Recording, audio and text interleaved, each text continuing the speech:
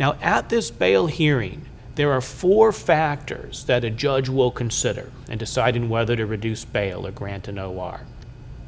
First of all, the judge looks at the seriousness of the new underlying offense. Did it involve violence? Did it involve corruption? Was there an alleged victim who was injured or who was out a lot of money? The more serious the crime, the less likely the judge is to lower bail or grant an OR release. The second factor that the judge looks at is the defendant's criminal history. So somebody who has a clean record obviously is going to fare much better at a bail hearing than someone who has an extensive criminal past.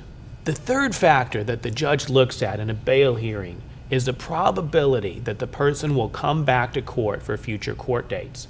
We sometimes call this the issue of whether the person is a flight risk.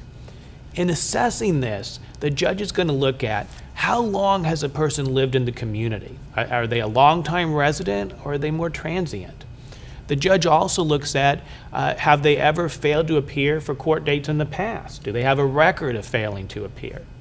And the judge will look at whether they have substantial ties to the community. Does the person have a family and a job and civic activities and a home and own property in the community?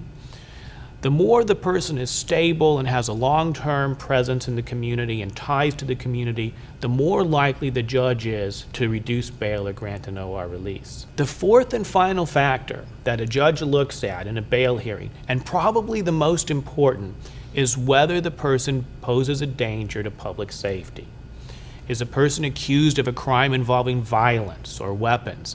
Does a person have a violent history?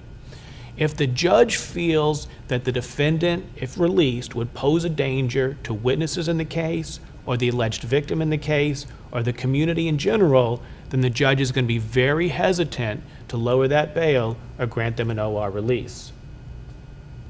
I'm Attorney Neil Schaus. If your loved one is in custody and you're looking to get bail reduced or an OR release, call me and let's see what we can do to get that accomplished.